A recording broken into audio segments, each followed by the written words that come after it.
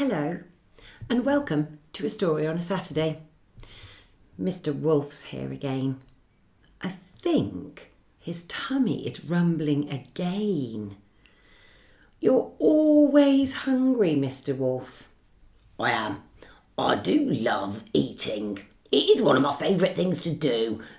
Pigs in blankets, delicious. And cake. I do love cake. It's very, very scrummy in my tummy. Well, I'm not sure that you've been behaving this week, Mr. Wolf, when we think about cake and biscuits. I have. Me? Misbehaving about cake? No. Absolutely not. I definitely would not misbehave around cake or biscuits or scrumptious yummy baking or anything like that. Definitely wasn't me. I think let's listen to the story and we'll see whether we think Mr. Wolf has been misbehaving this week or not. Well, Mr. Wolf lives on the edge of a very deep, dark wood. And inside the wood, as you know, lots of different magical creatures live. Now, Mr. Wolf did used to love going and chasing those three little pigs, and he does love a biscuit. The gingerbread man last week, oh dear. But this week's story is all about somebody else who lives in the woods. Her name is Little Red Riding Hood, and she lives in a cottage with her mum in the middle of the woods. And Mr. Wolf often goes down the path sniffing as he goes, because from Little Red Riding Hood's house there comes the delicious smell wafting out of baking. It smells scrumptious. Chocolate cakes and biscuits and all sorts of yummy things. Mr. Wolf has tried to sneak in through the back door once or twice, but he's never quite managed it. And then one day, Mr. Wolf noticed that the baking wasn't just staying inside the house. The baking was going into some baskets and going out of the house and down the pathway to who knew where. Well, Mr. Wolf decided that he needed to investigate, and so the next morning when Little Red Riding Hood went down the garden path, he followed. Little Red Riding Hood was skipping very merrily along with her red cloak and her red hood and a basket full of what Mr. Wolf could smell were cookies and cakes. Yum, yum, yum, he thought to himself. But he couldn't get too close because Little Red Riding Hood would spot him. He followed at a distance until Little Red Riding Hood spotted some flowers in the clearing. She stopped to smell them and to admire them, and while she did, Mr. Wolf crept on his tippy-toe paws right up to the edge of the basket. Very, very slowly he lifted up the lid of the basket, and he was just about to put his paw into the basket and scoop out some of that delicious smelling cake when Mr. Wolf, what are you doing? Came a voice. Mr. Wolf had been caught. Oh, nothing at all, said Mr. Wolf. I definitely wasn't going to eat any of your delicious cakes. I was just checking that they smelt fresh and nice. Where would you be taking them? Said Mr. Wolf. I'm taking them to my granny, who lives down the path, because she's not very well and she needs cheering up, so I'm going to take her some cakes. Oh, what a kind thing to do, said Mr. Wolf. And he disappeared off into the undergrowth with a sly smile on his face. Now he knew where Little Red Riding Hood was off to.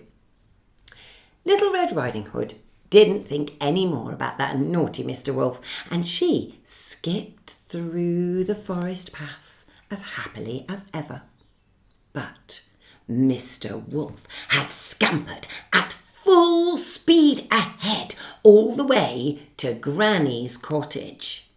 When he arrived, he knocked politely on the door and said in his best little girl voice, "Oh, Granny!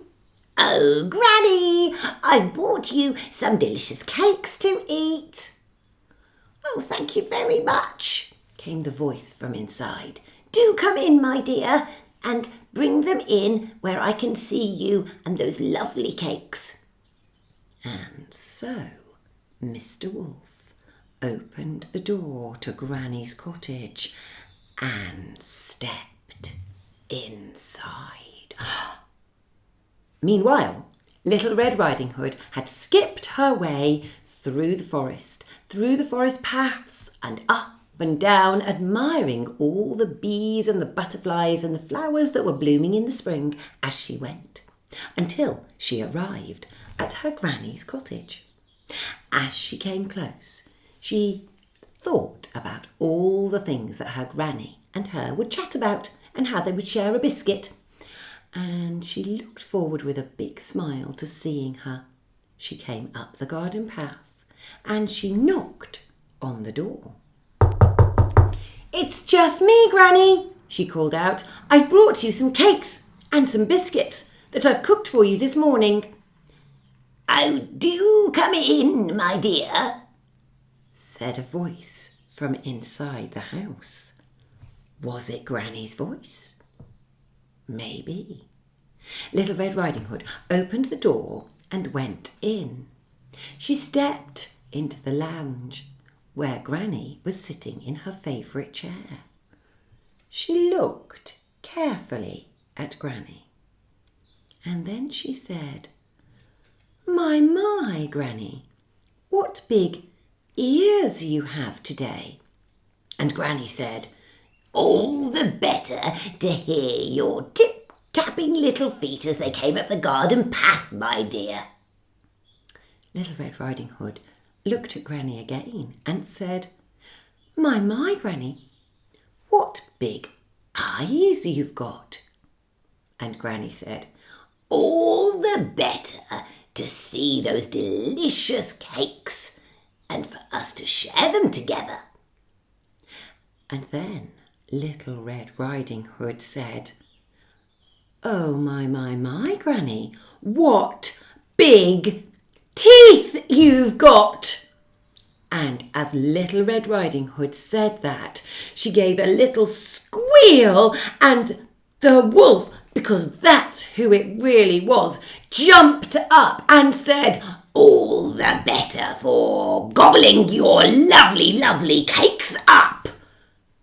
But Little Red Riding Hood was not caught so easily, and she grabbed the basket that she'd been carrying and she popped it hard on top of Mr. Wolf's head.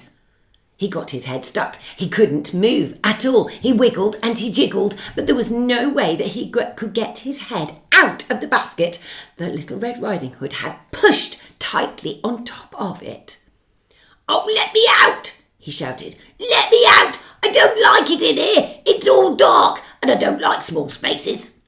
"I'm not letting you out," said Little Red Riding Hood, "until you've told me what you've done with my lovely granny." "Oh," said Mr. Wolf, "I haven't really done anything with her. I just pushed her in the cellar for a bit. I gave her a slice of toast and a blanket so she didn't get cold. I really like the smell of your cakes." Poor Little Red Riding Hood. What should she do? Well, she decided to let the wolf out of the basket. And then, both together, Little Red Riding Hood and that naughty wolf went to let Granny out of the cellar. Granny was none the worse for wear. In fact, I think she thought it had been quite an adventure. And they decided that Mr. Wolf could be forgiven. And that tea time was a very jolly tea time indeed.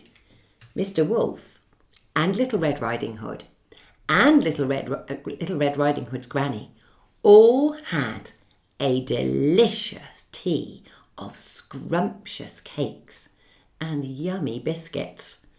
It was very nice indeed. I really enjoyed it. Oh, I have to say, chocolate brownies are definitely my favourites. They're even better than gingerbread men, I think. I hope you have a lovely day today too. See you soon. Bye.